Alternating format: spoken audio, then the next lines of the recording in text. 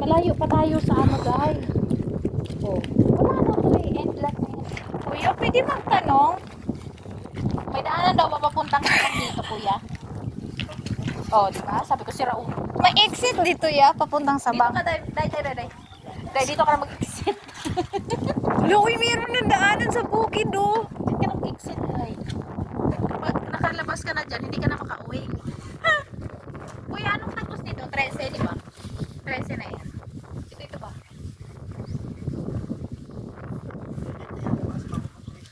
Parang nandun pa rin to sa ano, no? Sa highway ng papuntang 13. Wilcon. Hindi kasi ito ano kung saan ito ang pasok nito eh. Baka sa kabila pa. Baka dun sa ano, sa kabila. Yung papuntang 13. Kuya, alam mo pa ano ba?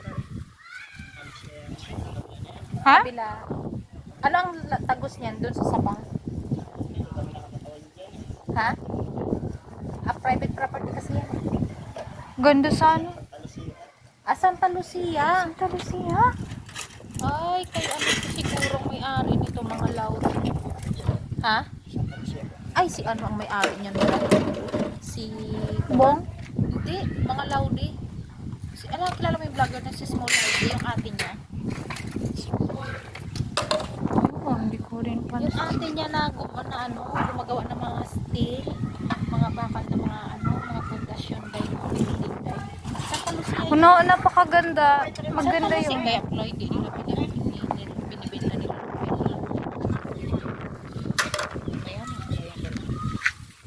Alam mo, kilala mo si Small Laudi? Small Laudi. I-search mo sa YouTube, Small Laudi. Ang sarap mag-horse riding eh, kasi ang napakalaki ng ano niya eh.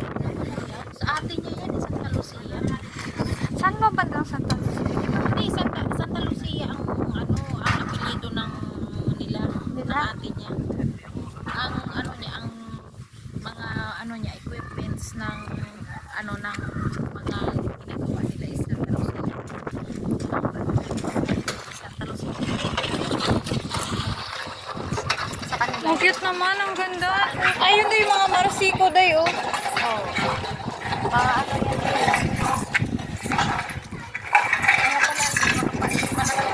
Yan. Napasok na rin mo lang eh. Mayaman ang may-ari. Tsaka day, pwede ata tayo sabihin natin na pwede po ba kami mag-jogging yan? Pahit ka ba maging caretaker, day?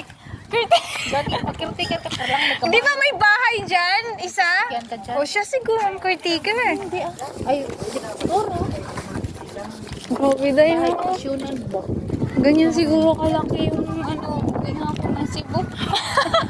Parang gusto ko rin magligaw-liw ng mga kapunuan. Uy, saan tayo dadaan? Malay ko day, diretso pa rin day. Diba? Doon tayo dadaan lang.